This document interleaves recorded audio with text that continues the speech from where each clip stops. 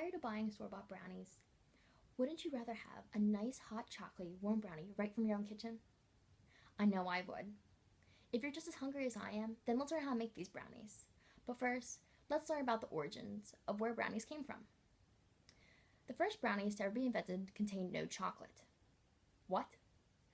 Fanny Farmer put a cookie recipe into a brownie pan with no chocolate and called these a brownie. This is what we call today a blondie. The first actual chocolate brownies didn't come into a cookbook until 1899. This is what they called Brownies Foods. Today, chocolate brownies have been created in a million ways. One way to spice up your brownies is by adding chocolate chips to the mix. Now, let's go learn how to make these brownies.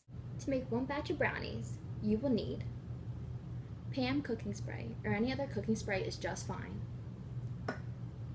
olive oil or vegetable oil, water, a measuring cup, box of brownie mix. In this case, I am using Duncan Hines, but any other brownie mix should substitute just well. A large mixing bowl, 1 egg, 1 whisk, 1 rubber spatula, and 1 large baking brownie pan. Make sure before you start to set your oven to 350 degrees Fahrenheit.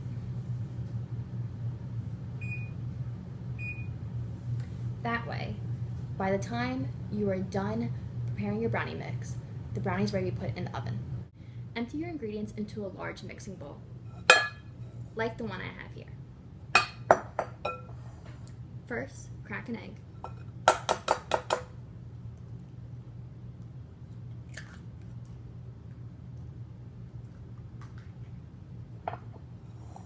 Measure out 1/3 cup of water, and just look for the 1/3 line.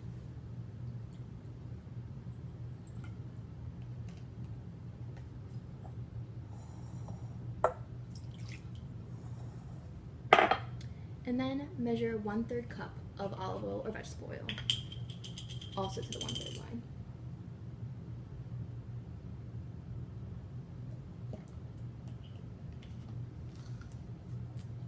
And pour. Then, using your whisk, mix these ingredients until it is uniform throughout. You don't have to do it this way, but I like to do it this way, just so you can see that the egg, oil, and water are all mixed. Once your egg, oil, and water are mixed uniformly, then you can add your Duncan Hines brownie mix.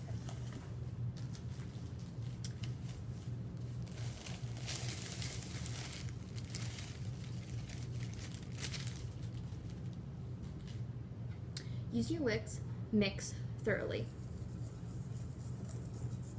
As you can see, there's still a lot of clumps and everything left, but you want all those clumps to not be there anymore. After you are done mixing your brownie mix, then they're ready to be poured into the baking pan. The done brownie mix should look like this. Before pouring the brownies into the baking pan, make sure you spray cooking spray along the edges of your brownie pan, all over. Again, I'm using Pam.